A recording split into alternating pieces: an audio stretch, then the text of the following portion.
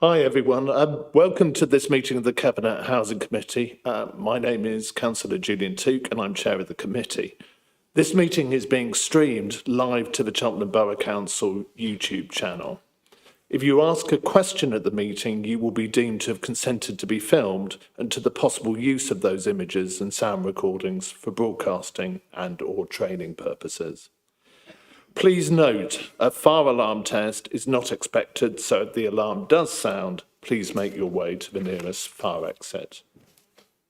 So straight onto the agenda. So item number 1 is apologies, and we've had apologies from Agnieszka Wisniewska. I don't think we've had any other apologies. Declarations of interest. Has anyone got any interest to declare? No. Okay. Public and member questions. No questions have been received for the current meeting. Minutes of the last meeting. Item number 4. The minutes of the 19th of February meeting have been circulated with the agenda. I'm not aware of any amendments. Is everyone happy with the previous minutes? Yep, so confirmed. I move that members approve the minutes of the meeting held on 19th of February 2025. So actually, could you show your hands, please? Thank you. That's great. Okay. Item number 5 is the CEO briefing. I'd like to invite Gareth Edmondson, the Chief Executive, to present to the committee. Thank you, Chair. So a brief update from me this evening on 3 or 4 key items. The first item is just to confirm, and this is just a follow-up from my previous update around some of the organisational changes that we made. That was just to kind of create that future-proofing and realignment of the organisation in the context of local government reorganisation. So I'm pleased to confirm that those changes of line management have come into effect. So that largely brings all of those operational functions of our housing service under Clare. And that has already taken effect and that's moving forward. So I think that that's been positively received so far. We will keep the committee updated with further transformation as that progresses. The second thing just to raise, because it's such a key item and I receive regular updates, is the pace at which we are continuing to complete our condition surveys. So I think as of this morning, I think we were at about 28% of all properties surveyed. So that is continuing to move. I think it's really important that as a housing service that we really start to look into what that data is telling us, because that is really the next phase of getting that quality information so we can take informed decisions about where we invest. The third thing that I will just update on, which is I said I would keep you abreast of the devolution and reorganisation proposals. So all Gloucestershire councils will be submitting a joint letter to the Minister, subject to all councils approving it this week, setting out the interim proposals for local government reorganisation in Gloucestershire. There are 3 proposals that are broadly going to be set out to the Minister at this stage. That will be a single county-wide unitary that would see a new council created out of the 7 existing councils to cover the current county boundary geography. 2 unitary authorities based on a east and west split. So that is on the footprint of Gloucester City, Forest of Dean and Stroud District in the west, and a footprint of Cotswold District, Cheltenham Borough and Tewkesbury Borough in the east.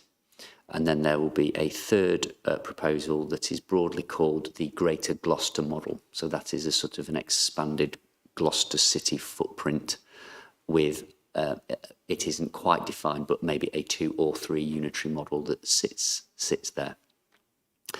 That will then move from March to be moved through to November, where the government are asking for the final business case proposals to be submitted. So between March and November, clearly there'll be lots of work and consultation to work with government partners on those proposals. So that might mean that 3 becomes less. It might mean that 3 go forward and 3 are submitted, and that the government will then have to make its final decision post-November, which they are suggesting will be towards April, May time on current timescales into 2026. The caveat to that is, of course, you don't know how many proposals are going to be submitted nationally, and so clearly, if you are sitting in central government, if you receive 100 proposals or 300 proposals, there's clearly going to be a significant differential on how long it takes you to assess and fairly assess all of those proposals against the criteria. So that is the current process. In terms of this administration today voted to support a submission from Cheltenham Borough Council in support of 2 unitaries on the east and west footprint split. So that will be the sort of Cheltenham Borough Council's interim submission that will be going in to that kind of joint letter as an appendix, alongside other councils that have also developed their own work on their proposals. So that is where that currently sits, and I will keep you updated at each meeting on how that progresses. The final thing that I'll just update on, I got to actually go out with an operational team in the last few weeks, and I actually went and helped insulate a loft. It was absolutely great to go out with the team, and I'm really grateful that they sort of took me under their wing as we went out in a van with a roll of insulation to go and do some important work in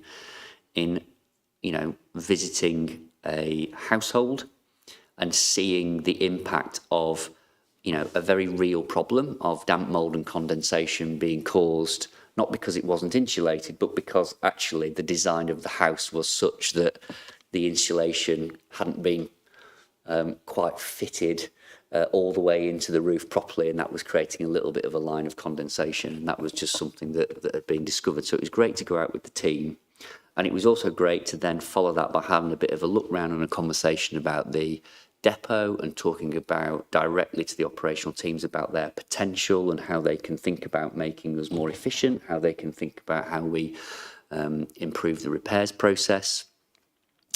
And that was great to see. And I always think it's really important for, senior people to be going out regularly, because I often think that in my experience, the best changes that we have made to organisations have come from directly listening to the people doing the job on a day-to-day basis.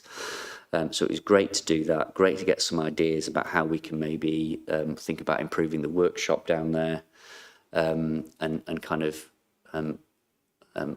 deliver some of the things that we've heard on that kind of visit. And I'm really grateful for the team for on that visit, again showing what exemplary kind of customer service that our teams try and deliver by seeing our people and homes as exactly that. They are homes and families rather than just numbers on a spreadsheet. And you really see that when you get out and you actually visit people's homes. And it's also a healthy reminder, I think, that there are families and communities that continue to struggle. And it's always a really good reminder about how we must make sure that we do all that we can to continue to support our tenants, leaseholders and customers. So I'll stop there. Thank you, Chair. Thank you, Gareth. Any questions? I think Richard was first, then Flo.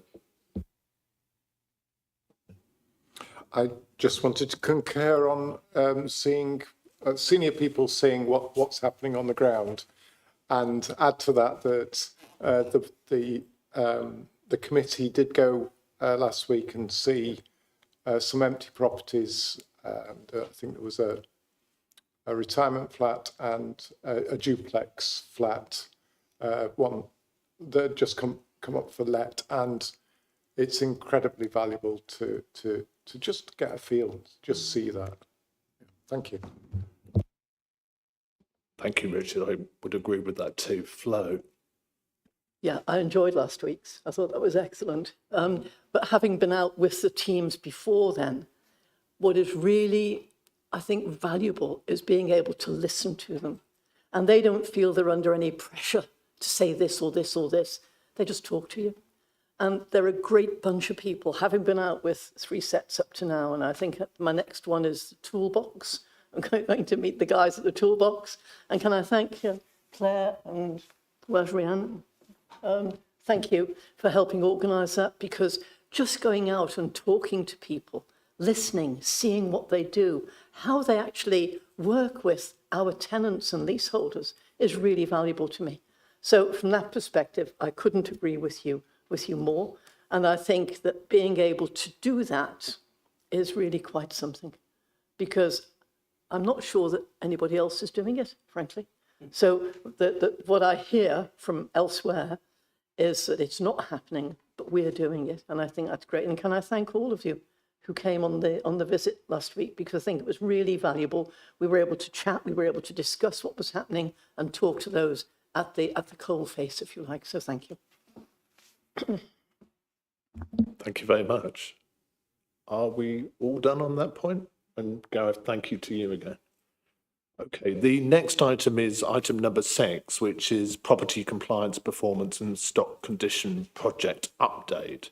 So just a reminder of the objective on that. It's to provide the committee with an understanding of our property compliance status, which is massively important, and the planned improvements needed to address areas of non-compliance. I would like to invite Paul Leo, Interim Housing Transformation Director, to present to the committee, please. Thank you, Chair. I mean, obviously, the report, because of the timing, is the end of January. So I'll just do a quick verbal update for the end of February to the committee. As of the end of February, there were 2 homes with out-of-date gas certificates. That's up from 1 at the end of January. Both are with undertaking legal action, and 1 tenancy has been terminated. And as soon as access was achieved, obviously the gas can either be capped or certificated depending on the next usage. So that's so that actually means that we were 99.95% compliant, which is down because we need to be 100% in that area. But both were subject to legal actions, and hopefully with those resolved, we'll get back to 100%. The number of properties with capped gas supplies is staying about the same, but I'll just keep mentioning that where there is still, most of those are voids, but where tenants are in with capped gas supplies, we always visit, and we're always offering support to make sure we can do the best to make sure that they have access to all the help and assistance they need to pay their energy bills. The number of fire risk assessments, fire risk actions that are overdue is continuing to come down slowly. It's now reduced to 94, of which 18 are high risk. What's going to move that number down more quickly now is we're starting to get delivery of the fire doors that have been on order, specially manufactured fire doors.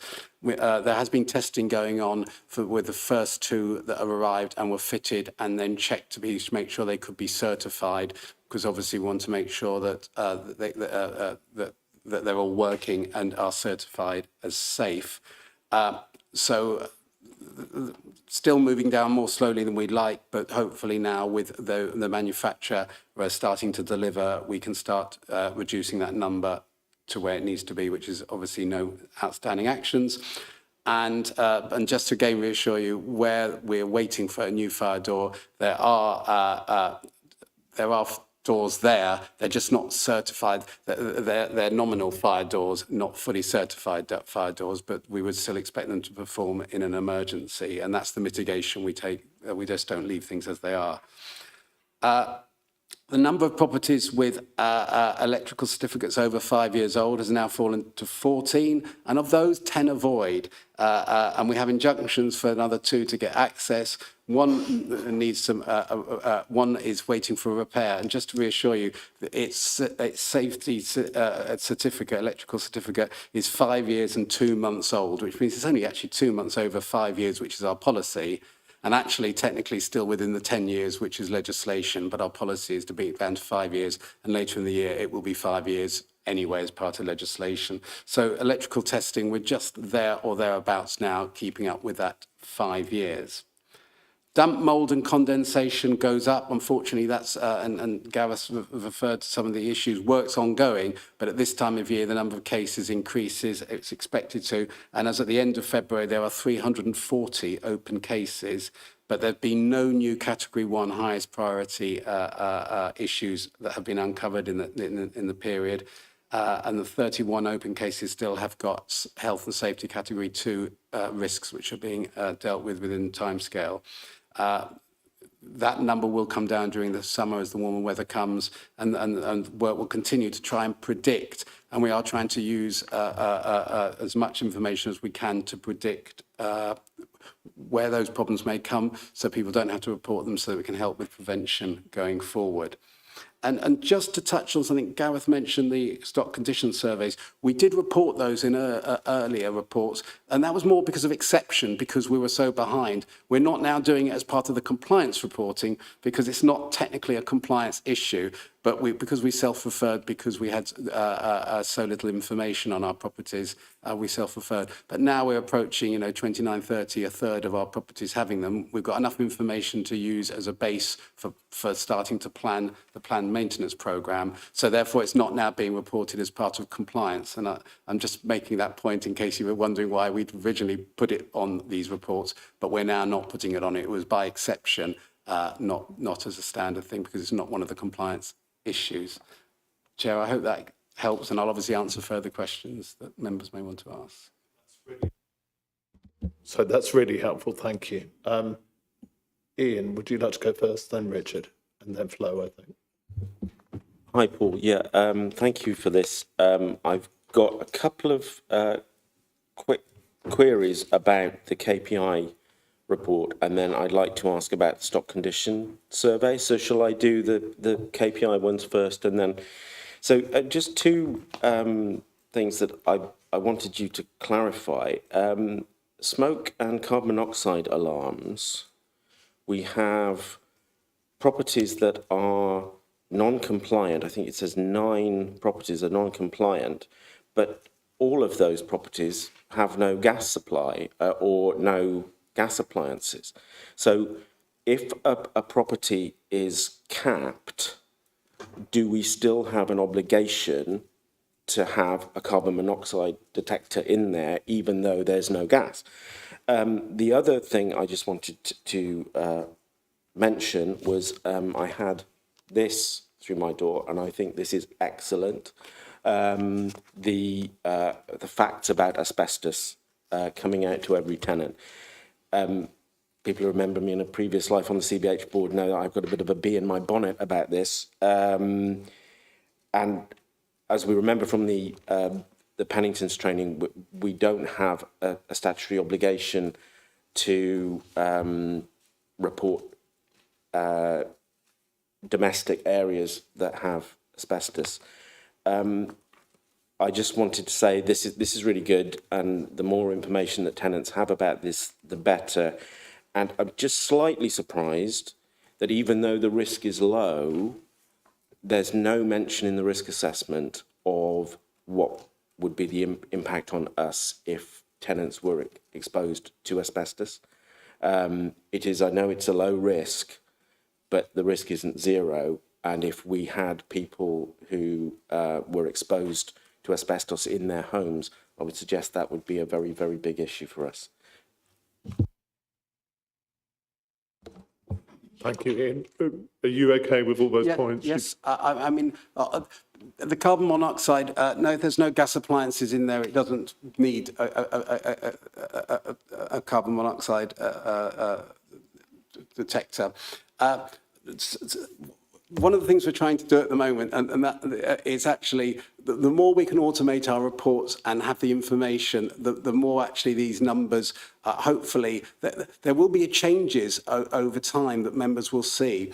But some of those changes are trying to get close to where Pennington's need us to be, because at the moment, there's still quite a lot of manual work done to produce these reports at the moment. There are areas, and I think we've reported before, that the fire risk assessments going forward are now going to be automated. Damp, mould and condensation is automated, and we're automating asbestos, and we're going to go through that.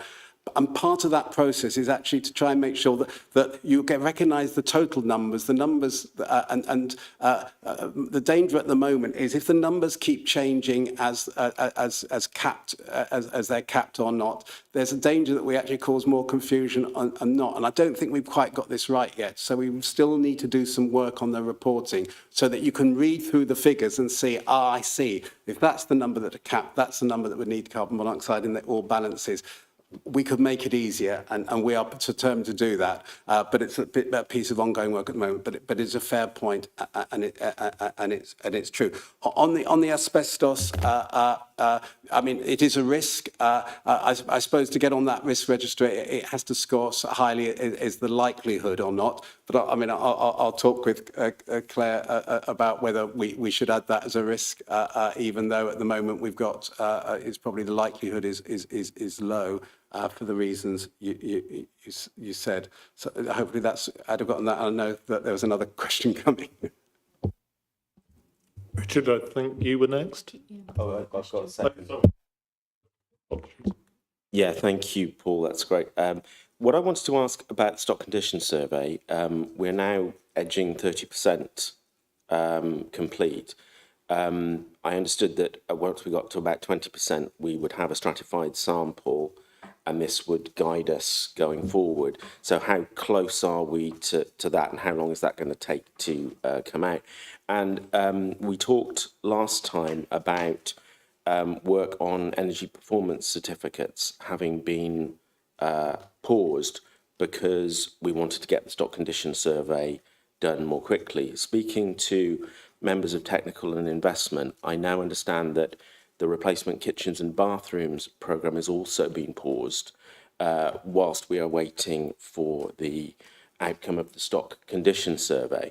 So for a start, are there any other planned works that have been paused in a similar way that we should be aware of? And can we just have some assurance that no essential maintenance that is important for residents' safety or security will be compromised as a result? Thank you. Yes, we have the stratified sample now, and we need to get some analysis done on that. And although I don't have the dates to hand, we would then start working on the planned maintenance programme, which will be consulted with residents and then members before being finalised. In the meantime, the priority for works has been, and for example, I think we mentioned before when the external fire risk work surveys did highlight some safety work that needed to be done. That was programmed straight away, and there's no delay on anything that needs to be programmed at all. Otherwise, at the moment, we're completing the programs that are ongoing. We're planning the Wave 3 Warm Homes program because we applied for grant for that. So subject to that being approved, that program's going ahead. And where we have identified kitchens or bathrooms or any component that is failing, we are doing that work, and we have contractors on board to do that work at the moment. But the biggest priority for our contractors at the moment is getting those voids, those major voids, back into stock and reducing that turnaround, which I think we discussed at a previous meeting. But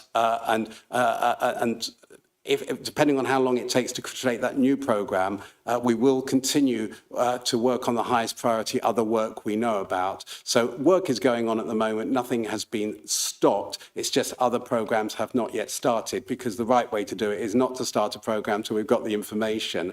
And if we did find, therefore, that there were some higher priority things that need to be done, we could come and say, look, we recommend these are done first, and not other programmes which are just based on the fact that a kitchen is now over 20 years old.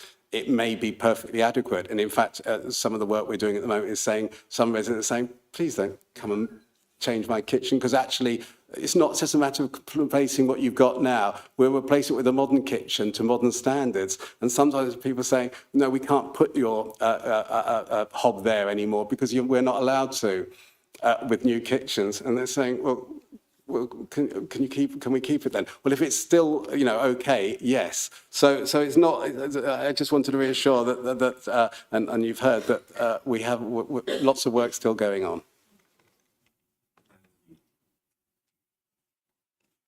Richard, I think you were next, and then Flo. I'm glad to hear that you're being sensitive about that, not just going, get out of the way, we're changing your kitchen. That's very good. Okay. Just coming to my questions. You said 340 damp mould and condensation cases. And I think that's a good thing because it's growing awareness. Could you just reassure me that it is that? Because I'm sure last year the peak was around 159. Shall I read all my questions? The facts about asbestos leaflet, immediately want to see that. I was wondering if maybe when there is a general mail out like this, it could be put in our mailboxes, our mail slots, so we can keep up with what residents are being told. And on that, I wonder if you could confirm whether or not the key fobs letter has gone out to Monkscroft, because we have people there without key fobs climbing up to first floor balconies and things like that. So I would like to know whether that's happened, because I keep telling people it's going to. All the stuff paused. And in the pack that we have, not necessarily in this section, are there any figures on those voids and whether they've come down? Because I think there were like 250 or something. It was quite a reasonable number. And I was hoping we might get 70 at least back into circulation. But maybe it was 140. Anyway, answer. I'll answer the ones I can answer, but I can't answer all those. On damp mould and condensation, yes, it's increasing awareness. It's definitely, and we have been publicising to contact us about damp mould and condensation. Some of these cases will keep coming because some of them do relate to the fact that we've got quite a lot of families in properties that are really, in the end, too small for them, and therefore keeping damp mould and condensation, particularly in the winter, particularly if there's any, in some of our older buildings, is difficult. Where we can fix it, we do, and Gareth's been out and seeing that. But hopefully, over time, what we'll be able to do as well is we've got more and more techniques coming in where we can put remote monitoring into those properties, and therefore the properties at risk we can monitor and can see when their condensation is going up, and therefore be more active in preventing. So that's where we're working on there. The facts about asbestos leaflets and settling members, I'm sure we can do it, but I don't know quite the mechanism for doing that. And the key fobs, this is terrible for me, I have to defer.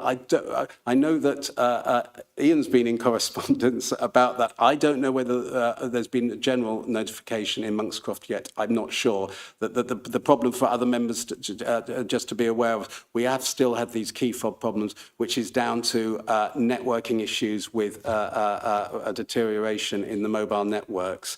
And particularly our supplier, we're looking at changing suppliers. We've been testing that, and it's been more successful by moving to a different,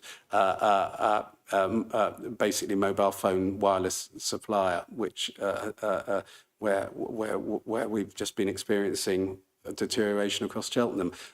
We do know it's also deteriorated in other areas of the country as well, and I think it's generally as mobile suppliers are moving to more newer technologies, they seem to be abandoning some of their older technologies. But I'm not, I'm aware this is recorded. I do not know that for a fact. I just know we've had problems in Cheltenham. But I didn't know whether there's anything else.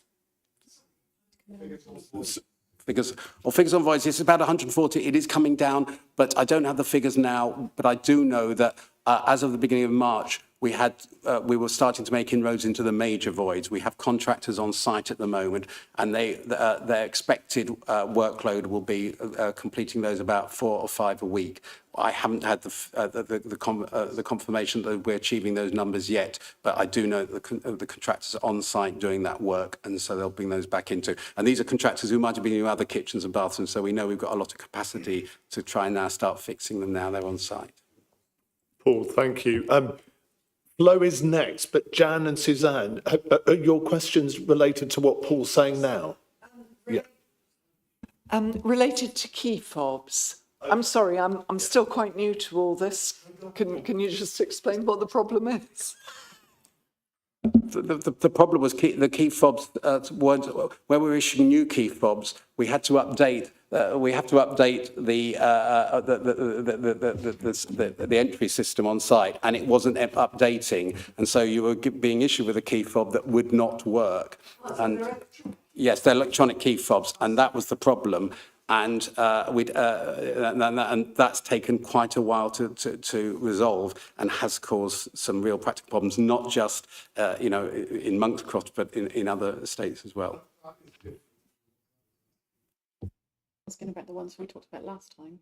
So my understanding, so just quickly to jump in on that, was when we had our meeting, I was told that everyone had been sent a text about key fobs. Is that correct? I think it was sent out by text. Yeah. But I don't think anything's changed since that time. So sorry if I've misinterpreted that. Yeah. Richard, were you asking about, we were talking at the last meeting about people wanting replacement key fobs and that kind of thing, wasn't it? Yes. And there was a text And then so a text message has been sent out on that one. Yes, I believe so. Now I know about it. I'm seeing it on other blogs. Yeah.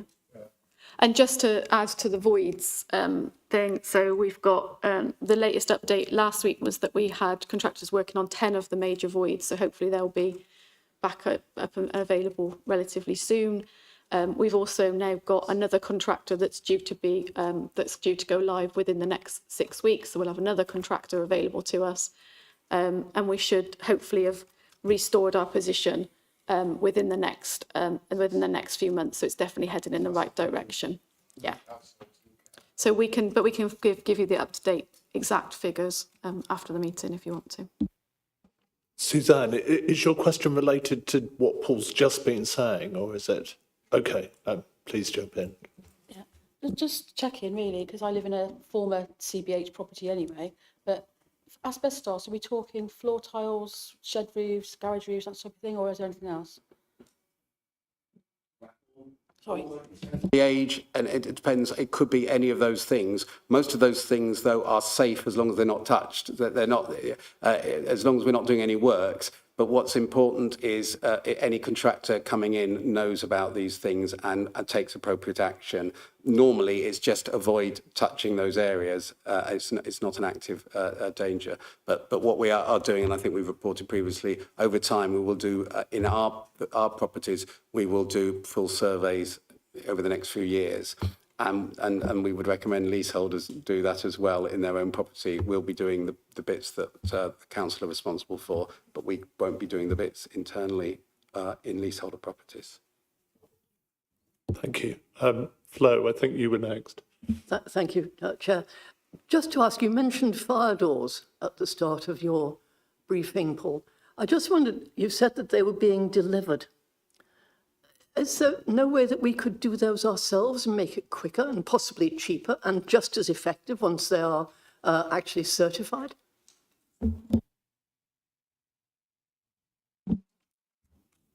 The simple answer is yes, we could. We've got a piece of work just about to start about looking at our workshop and what we can do ourselves within our workshop and trying to explore further opportunities to do some more of this ourselves. It not only provides economies of scale, makes things quicker for us as well, but also hopefully in the longer term will provide more opportunities for us to explore things like more apprenticeships and all of those kind of things. So we are going to look at our workshop and getting that up and running. Again, I think Gareth mentioned it in his CEO briefing as well about the workshop. So we are on it, because it would be a great thing to do, especially if we could do some stuff for this ourselves and cut down some of that procurement process as well.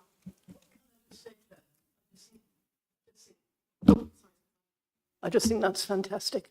And I think once we get that on the ground and going, I think it would be really nice, Chair, obviously it's your decision, to have a report here saying where we're up to, what we're doing, how we're doing it, how we might involve Glasgow, for example, the apprentices there, how we can build this, because if we can do it, then it's all to the good for our tenants and our leaseholders and our residents. So thank you very much for that, Claire. That's much appreciated. Could I just add one query on that, though? Sorry to be, I imagine fire repellent materials and technologies are changing all the time and improving and so on. So my only qualification on doing it ourselves is we would have to keep improving, keep using the newest materials and be very knowledgeable about that. Is that a fair point? Yeah, so this goes back to the beauty of actually talking to our colleagues doing the job and day in, day out, because I actually for the first time went and saw the workshop. So you see the potential. So I specifically asked about making sure that we work up that kind of business case, because it is worth looking at a bit of an investment to see what the art of the possible in there. As ever, Councillor Clucas, you are pushing us relentlessly to see how far we can get. But I think the first thing is for me to see what we can do in the interim in the workshop and build from there. So I absolutely agree about the gloss coal and all those other options. But I think first priority in terms of my conversation was looking at what investment would it take to get the workshop moving and starting to deliver some of those outcomes. The second part, to answer your point, Chair, was it's also about making sure that our colleagues have got the right training and skills to be able to manufacture them to the right standard, but also, I agree, making sure that the materials that we're buying to fit the doors and to make them ourselves is 100% compliant. And I think that's where the advantage lies, that particularly in some of our properties where they might be slightly unusual in terms of the design, or you can often do those much quicker in your own workshop rather than sort of putting a bespoke order and waiting for that to come in a 3 or 4 month lead-in time. And that's critical for, my question would be, and I haven't got the answer to this, but I'd be interested about how quickly we could move through some of those fire actions if we had a team in a workshop that was able to potentially do it. So I can absolutely assure you that was the beauty of having that local conversation that we have now picked up, and we can provide updates back to the committee. And fingers crossed, at a future point, it'd be great to get the committee down there to the workshop and have a look yourself, hopefully when we've looked into it, and see what the potential is. I think that's fantastic. And can I just say that I would regard that not as expenditure from the HRA, but actually as investment.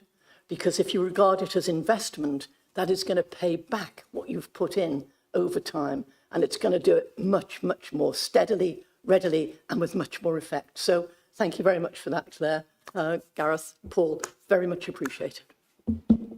Sorry, I would agree with that, but someone needs to make it their job to really understand what the best materials are this year, next year, and the following year, because it's going to keep changing, isn't it? And that's different to having the skills to create doors. That's technical knowledge. Thank you. Yeah, Richard. So as someone who works in manufacturing and is familiar with, EU standards and British standards for industrial machinery, I just did a quick co-pilot search for what legislation applies to fire doors. And I think Julian is right that we would really struggle to meet this legislation, because the British standards say that they have to meet the BS 47622 for fire resistance testing and BSEN 1634-1 for fire door testing. So you can't just manufacture them. You actually have to have a test facility. Yeah. This is modern manufacturing isn't something that you can just do in a workshop quite often. So I'm a bit cautious about it. I think there's far more legislation here. I mean, that's just one of 4 points. There's far more legislation here than you might expect, or maybe you do expect. Sorry to prejudge, but So let me just provide absolute reassurance that we are in no way ever going to play fast and loose with any compliance standards, and I want to absolutely reiterate that. And I'm saying this from my limited knowledge, but this is me listening to colleagues who are clearly feeling as though they can produce compliant doors and other bits of windows or whatever within the workshop that we have currently. And that might be that, of course, we're not manufacturing the material on site, but there might be within the legislation ability to adjust it and to fit it. And so that can often be a different part of the process, where if you're adjusting a material to make it fit and you're doing that locally, that can save you a lead-in time from getting a company to do that for you to measurements that you send them. So it's the same material, not being manufactured or tested by us, but it's actually the actual making of it can be done locally, which can vastly reduce lead-in times, and it is also cheaper, because in effect if you think any private company will add on the premium for every part of the process, being able to kind of do the fitting of it locally can often be the cost saver of both speed and that margin that they would put on to make something bespoke. Ian. Yeah, thanks. I'd just like to add my voice to that and say, yes, I think this is excellent. I think it's really good to be thinking about different ways of approaching problems. And we've seen, as we spoke about last time, the investment in new kit and new processes, etc., for our cleaning staff have already started to deliver a huge improvement and a huge boost to the people actually doing that. And so, yes, I'm all for it. I think it's a great idea.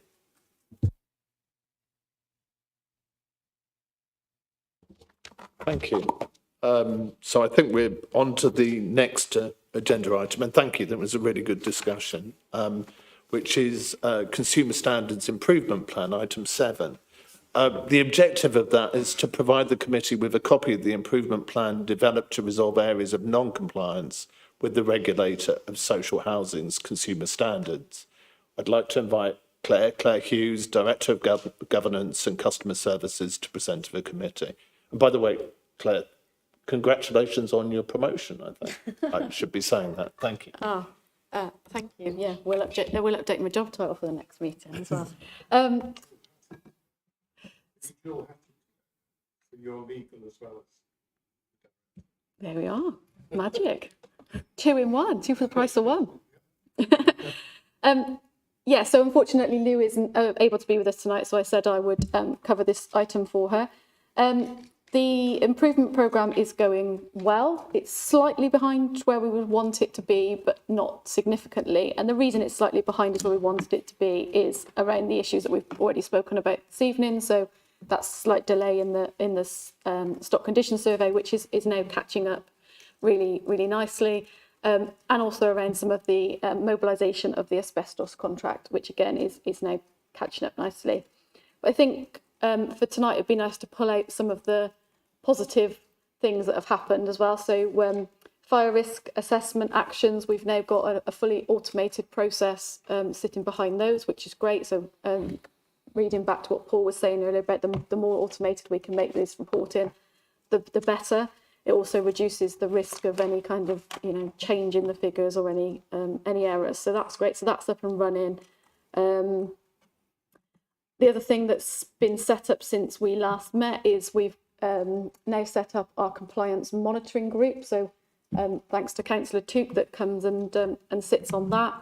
And we've also commissioned some 2 independent people to sit on that group to just give us a bit of a steer for the next 6 months to make sure that we're absolutely on track where we want to be, ready for when we do get an inspection.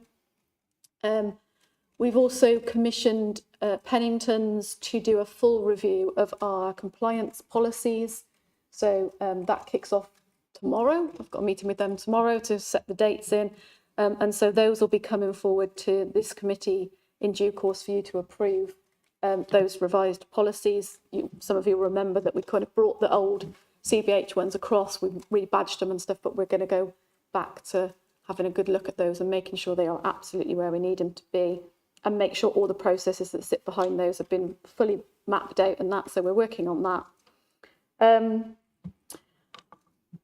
We mentioned planned maintenance. We're going to start now to analyse the stock condition data so that we can start actually building out a good planned maintenance programme.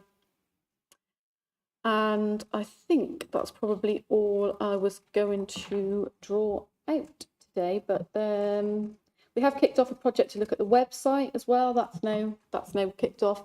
Oh, and the other thing is just 2 things on tenant engagement. We've now successfully recruited to the resident engagement officer post.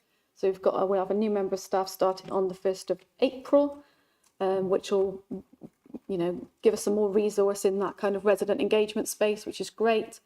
And we've also been doing a lot of work on the tenant engagement strategy. And thanks to Councillor Clucas for her input into that development of that so far. We've put that through the tenant panel. It's also been to TPAS, the external tenant body, to have a look at, and they've come back with some very positive comments. And that will be coming forward probably to your July meeting for you to approve and sign off as well. So a lot of work going on in that space as well, but generally heading in the positive direction. As I said, a few little things running slightly behind as we would like, but very much catching up. So quite a positive way, direction of travel. Thanks. Thank you very much. That is positive. That's good to hear. And I'm really pleased that we're employing someone on the resident engagement space, and it's a bit early, they haven't even started yet. But it would be lovely to hear from that person at this committee at some point, to learn from them. Flo. Just a quickie, Chair, to say, would you pass on my thanks to those who've been writing that tenant information policy stuff that's going out to tenants, because you will know I'm a bit of a nuisance when it comes to having things that are readable, but they've actually, I think, managed to break that up. And I think it's really good, because we want tenants to feel not just apart from things, but part of us. We want tenants to know that they have a voice, they have a way of doing things, and if they can't do it the normal way, they knock on a door. It's as simple as that. And thank the staff for doing that, because I think they've done a very good job.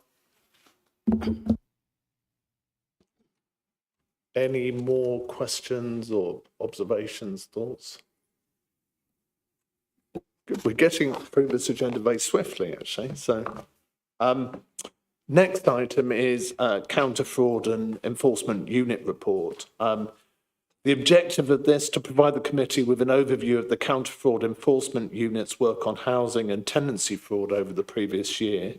I'd like to invite Kate Seeley, Investigation and Enforcement Manager, to present to the committee. Please, thank you. Thank you, Chair. Good evening. So this is our first update, I think, to the Housing and Cabinet Committee. And from this point on, we will be doing annual updates. As many of you will be aware, we have been working with housing and tenancy officers in Cheltenham Borough Homes for many years. We previously used to obviously update to Cheltenham Borough Homes directly, their audit committee. But in this report, we've given you a summary of our work over the past 2 financial years, well, up to December of this financial year, just to give you a broader outline of the work that we've been doing as it's our first report. So we cover a lot of areas, a lot of verification work for the different teams, the housing teams, homeless team, right to buy teams, and then we also do specific investigations where they're referred to us, where there've been allegations or concerns regarding, individual tenancy addresses, And then we also do a number of proactive data match exercises. They're detailed in here. We review your housing waiting lists, and we also do the National Fraud Initiative housing matches that land every 2 years. They've just come in, so we will be working on those over the next few months. And then next year, going forward, we're looking at delivering training for staff. We haven't done that for a while because there's been the changeover of staff as they've moved back into Cheltenham Borough Council, but we will be doing general fraud, tenancy and housing fraud awareness for training. For those that need it, we will also be doing the training that we've rolled out for other Cheltenham Borough Council staff in relation to the Regulation of Investigatory Powers Act surveillance and social media, using social media as a member of staff when you're looking at investigations and so on. So that's going to be programmed in for next year. And we will also be reviewing how we deliver some of our verification work for the housing and tenancy area, because again, the staff are now Cheltenham Borough Council staff members as opposed to arm's length. So we want to work better with them and possibly help them to do some of the work themselves rather than coming to us. Historically, we did it because we were Cheltenham Borough Council staff, and issues with, viewing data and so on. But hopefully, as we move forward with that, we can also make sure that our data is a bit more up to date and gives you more informed results as we collate some of that better than we have done. So that's a summary of what we do. But if anybody has any specific questions about the report or anything else, I would be happy to answer them. I do, Ian does, and Richard does, I think. Shall I go first? Chair's prerogative. I read an article about Westminster and how social housing is being Airbnb'd, or I'm sure other platforms are available, not just that one, but it's happening on a grand scale in areas like Soho. And so you're getting a kind of hollowing out almost of central London and its social housing because it's happening on a big scale. We're also a tourist town, and we have major events such as Race Week. Could you talk me through, are we checking Airbnb? Is this a problem? And if it is, what are we doing to address it? Yes, it possibly is a problem. Yes, as you say, in London, it's much bigger and much bigger scale. But yeah, we've always been aware that certainly Race Week in the past, it's been an issue for council tax and other services as well. It's difficult with Airbnb. They're not a UK-based organisation, so we do struggle sometimes to get information from them because they don't have to comply with data protection requests. There has been quite a lot of work done in this area. One of the big London councils did a specific piece of work where they used a particular type of legislation, a court order, to compel Airbnb to provide information, but that was in relation to a whole housing estate, a whole area where they knew that there were a vast number of properties being advertised on the Airbnb platform, and they were able to compel them by this court order to produce that information. It is something, we are part of an organisation called the Tenancy Fraud Forum, which is just a collection of local authorities and housing associations who've got an interest in tenancy fraud, and they've done quite a bit of work in this area and in other things, and they have recently produced a report which focuses again on Airbnb and trying to get the housing regulator to take more interest in fraud, because currently the social housing regulator does nothing about reporting fraud or pushing, promoting fraud, because obviously it's not, for councils, it's something that we have the capacity to look into and deal with, but other social housing providers don't necessarily. So, yeah, it's, thank you. Okay, thank you. Could I quickly respond on that? I suppose I wasn't, so I'm very aware that it's very hard to make Airbnb or other providers do anything, but it's sometimes obvious when you go to those websites which properties are being advertised, and we could call the people who live in the property and say you shouldn't be advertising it. Yeah, So yeah, are we doing that, I suppose? Yeah, I mean, if we received information that a property was being advertised on Airbnb, then yeah, absolutely, we'd investigate it and, you know, obtain as much information as we can, but we can't. Yeah, I suppose unless we did a proactive exercise just prior to race week where we, yeah, it's something to consider, certainly. Yeah. Yeah. Who's next? So I think Ian was next, then Richard. Thank you. Yeah, this was really interesting. And I learnt a lot reading this. I've just got three questions, really. Well, two questions and maybe an observation. On, I don't know, it would be page 3, under reasons for recommendations, talking about the Prevention of Social Housing Fraud Regulations 2014. Do you have any powers under that legislation to gain access? Because where we've had these problems that I've been involved with and worked with the housing officers, etc., one of the most difficult things is somebody is living, or supposedly living in a property, claiming housing benefit for that property, claiming council tax benefit for that property. They haven't been in that property for 18 months. They're living with their girlfriend in God knows where, and it is incredibly difficult to get access and to prove that they aren't actually there. So that was a question that immediately popped into my head. So looking at page 5 of the report, 3.18, your reviews of the housing waiting list and the emergency band and gold band. One of the things that I do outside of this committee is I sit on the Housing Support Forum, where we are looking at homelessness prevention, etc. And looking at this, I mean, I hope my maths is up to it, but 130 applications, emergency band and gold band, and 60 recommendations, that's nearly half.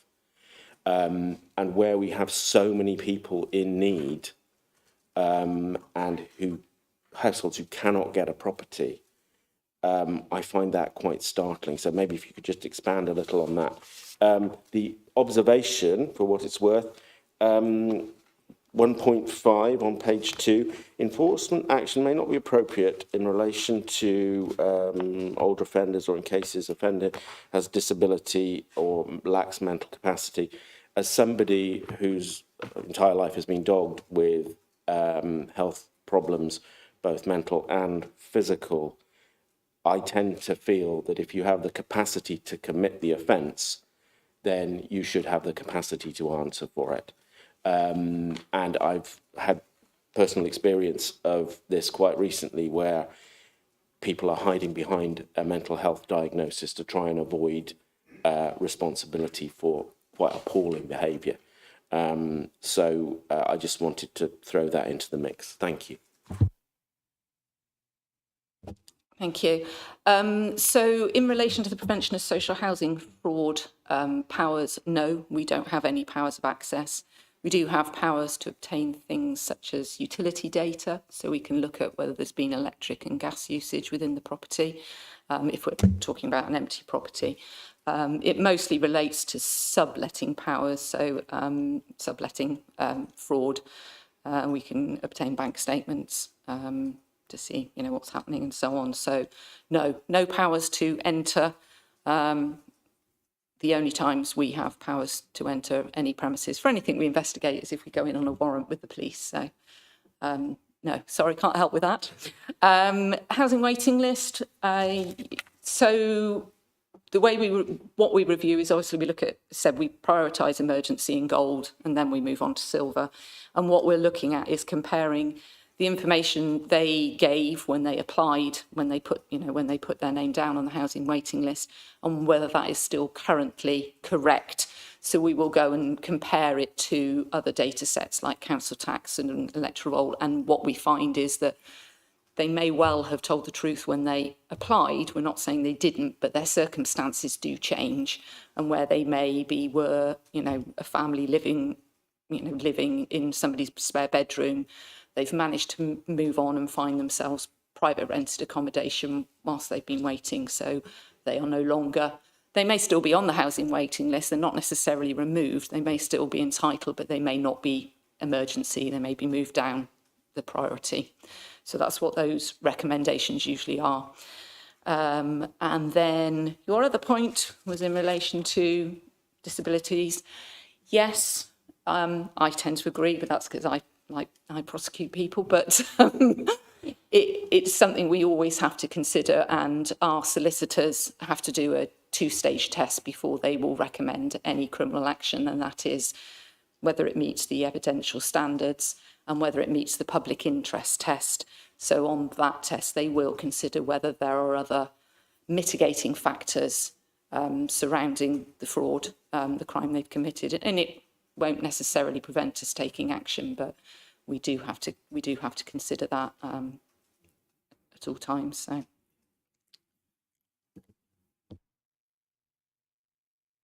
Richard, did you have some questions? Thank you, Chair. The first thing is just for my information. I've lost my place here. Oh, I just wanted to confirm the corporate structure of the CFEU. It's a bit left field, but I think you're part of One Legal. No, okay, so maybe, shall I ask all my questions? Or? Yeah. And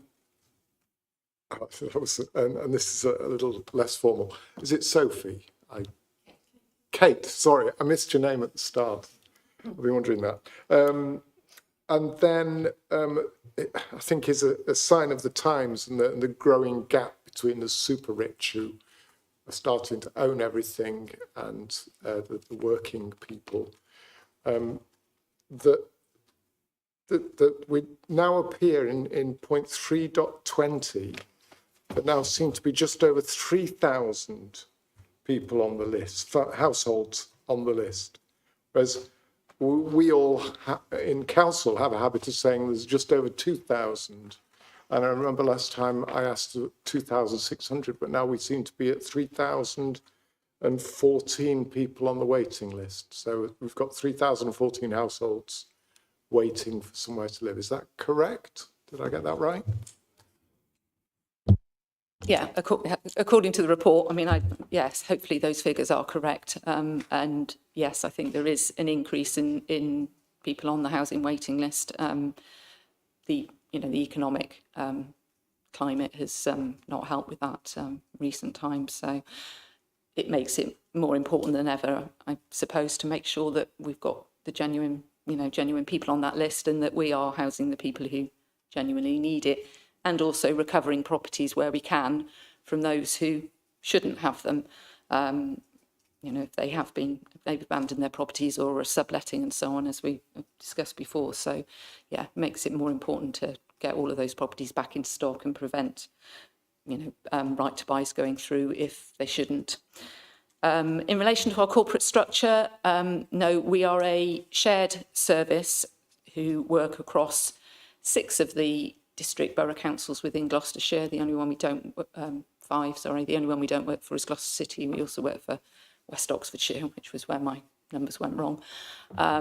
And we work under a collaboration agreement, but for each council, we are council officers. So we are seconded to Cheltenham Borough Council as council officers. So we do fraud risk and fraud prevention work across all of our partner councils. We also do enforcement work with our partners as well in relation to all sorts of other areas of council regulations. No, we're all council employees. So Cotswold District Council is our host authority for pay and rations, but that's why we have Cotswold email addresses and things. But no, the collaboration agreement is between our 6 partner councils. So yeah, we work for Cheltenham as Cheltenham Borough Council employees. Thank you. I was actually doing a very quick mental calculation to try and, so if that's 3,000 households, an average household size is about 2.1. So, well, it's 2.1, I think, in Britain. So that means that you've got, say, roughly 6,000 people who are waiting. The population of Cheltenham, I think, is about 120. So that means we've got an additional 4 or 5% roughly of the population of Cheltenham who want housing, additional people who want housing in Cheltenham.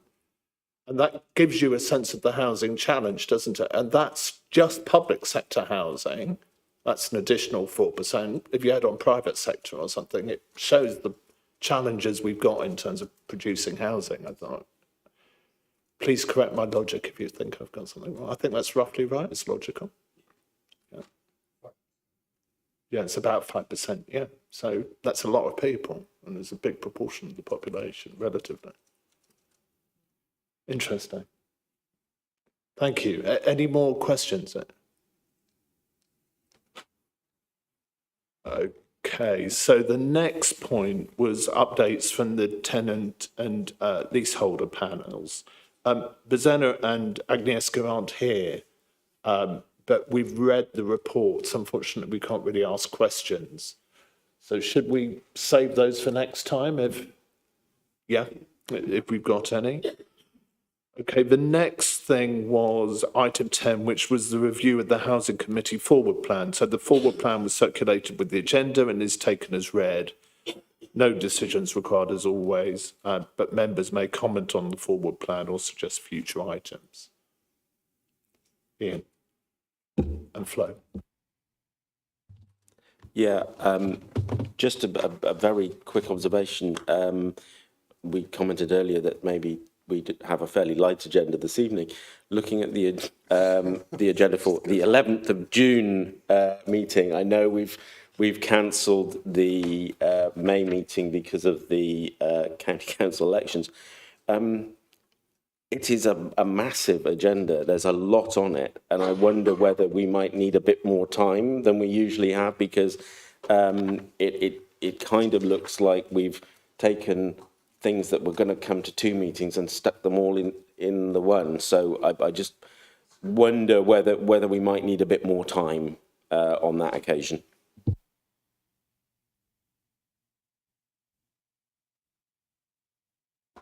Yeah, shall we consider that and come back with a redraft of agenda items? Yeah. Anything else, Richard? I think you had your hand up. No? Oh, Flo. Apologies, Flo. Yeah. Just to quickie, really, looking at what was just been said about the numbers on our waiting list, I think it might be useful to know how many are on the waiting list for other social providers in Cheltenham, because it may be that we have people who are on 2 or 3 different lists. And I think if we were in a position where we could actually factor that in, it might make a difference to how we're looking at things and what we can do with those other social landlords. So could we put that down as some work to be done? So that's a shared list across all of them. So that means that we are not the sole provider of housing for those. So if we're not the sole provider of housing for them, then actually factoring in 3,014 people just for us is not right, is it? Because that's 3,014 people for all of the social providers.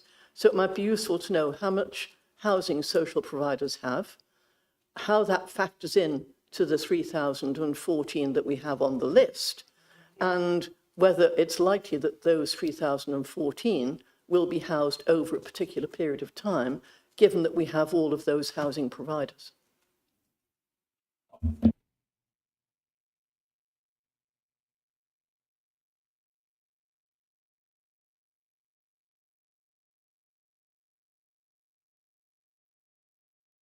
I'm not speaking. So thank you. Yeah, you made an excellent point.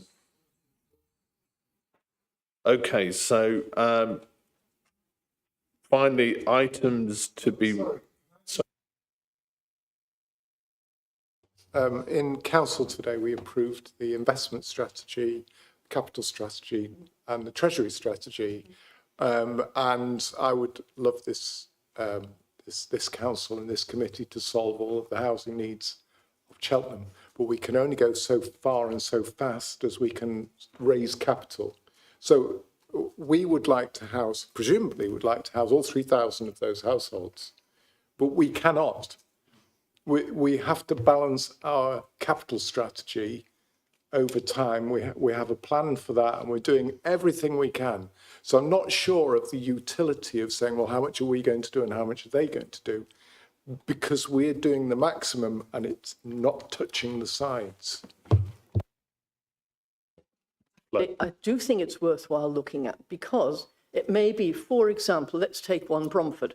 It may be they're going to do a major housing development, and that will release those people who are waiting for housing in that particular development, that area, that kind of housing, to take them off the list. And that will, of itself, affect the numbers of people waiting for social housing. And I just think it's useful to know what the situation is in relation to that, so that we can actually factor in what we're going to spend and what we're going to invest in, and understand what they're going to invest in. Because if Bromford were to, I don't think they would, but if they were to come back and say, we're not building anything, it's all down to you, that puts a completely different view in relation to what we have to do. If they say, well, we're going to build 250 there, 300 there, 500 there over the next 10 years, that makes a heck of a difference. And I just think we need to know how that is mapping out and what that then says to us about what we have to do. Because I agree with you, I think just saying, yeah, well, we're going to find out all about this doesn't do the job. But looking at it in a way that actually does educate what we do is going to be far better than simply ignoring it and saying, well, that we've got 3,014 on the waiting list. No, there are 3,014 in Cheltenham on the waiting list, and that's different from just being our waiting list. And I'd just like to know more and understand more about what other social providers are doing. Could I just quickly jump in on that? In true Liberal style, I agree with both of you. I think you both made a good point.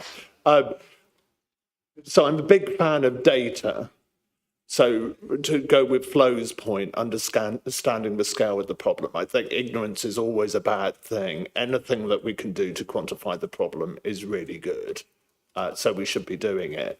I don't think it's the whole answer, though, because we're completely ignoring the private sector, for instance, and many people will end up in private sector if they can't, so we can't know everything, but anything that allows us to understand the scale and knowledge is good, so that's where I agree with Flo. Richard. I agree, knowledge is good, and I'm interested. I don't think it. I think it's good to know the scale. That's fine. The other thing to take into account is if you solved it for those 3,000 households tomorrow, there'd be another 2,000 people on the list the day after. So it's a moving feast. Agree. Yeah. But the fantastic thing about this is it has much broader repercussions than what we're doing in this committee. It's useful knowledge. It's an argument for sharing data more broadly and understanding. I'm convinced. Jan.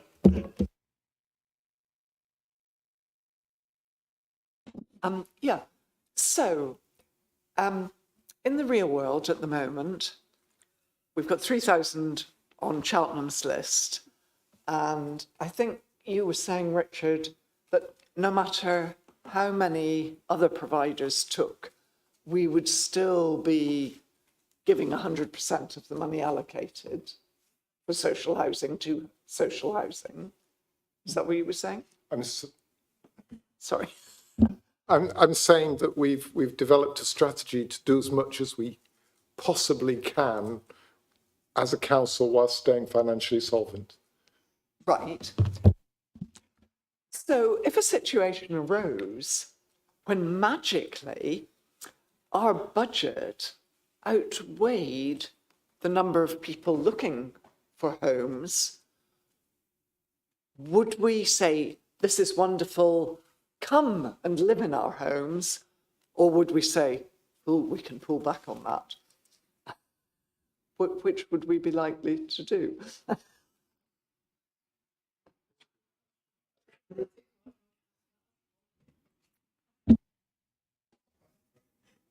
Yeah, Flo, do you want to have a go answering that? Yeah, what I would do is this. If we had enough money to house all the people from each of the housing associations who are on the list, and we managed to house them, let's say, in the next 5 years, and others then came onto the list, I would be saying to those people, you have come onto the list, it's going to be 5 years before we can offer you a house, but we will offer you a house because we want you to live here, work here, help grow our economy. That would be my idea of what we need to do. But that's not something that is currently in my purview. So. Would I jump into that? I don't think we should discount the private sector as well. No, I think, but we shouldn't discount the private sector as well. And, you know, the needs to have affordable housing that's produced by the private sector and good quality private sector housing, which is affordable. I think we have to be holistic about this thing, which is why it's good to think of it in terms of planning and so on. It's not just about this. And in Swindon Village, for example, northwest Cheltenham, we're looking at about 4,300 homes being built just in that patch. And there'll be other patches around Cheltenham that are going to have the same kind of infrastructure and housing built. So we know that that housing, private housing, and some of it social housing is being built. It's just a case of understanding how we're actually going to see that plans out.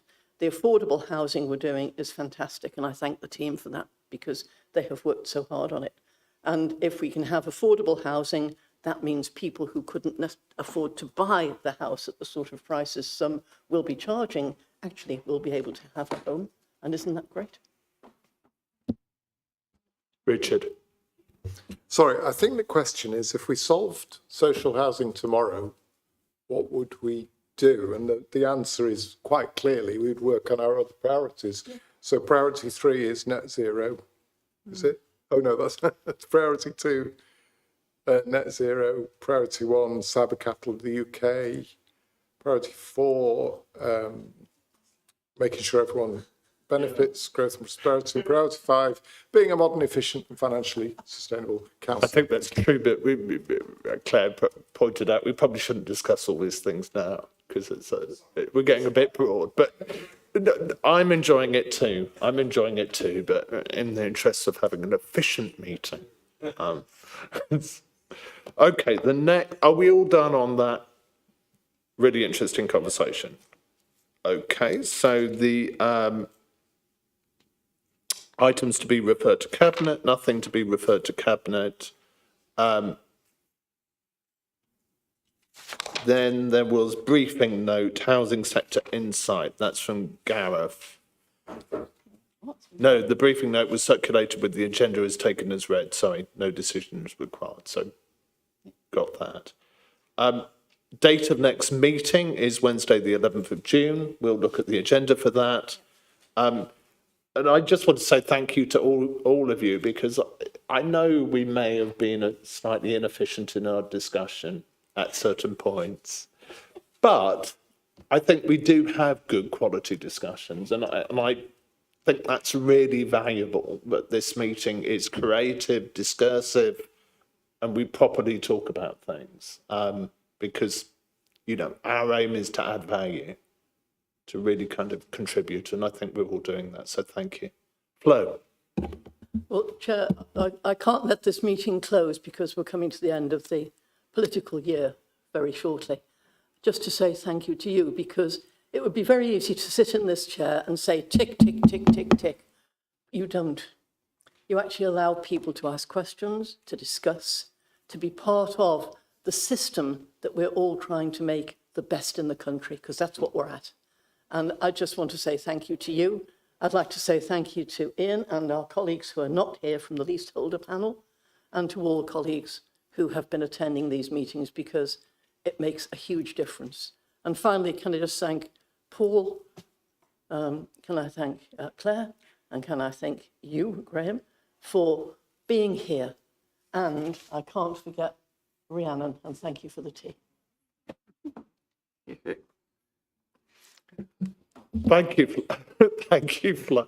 We all appreciate each other, which is fantastic. So thank you, appreciate it. I confirm the meeting is now closed and that the streaming has ended. Thank you for attending.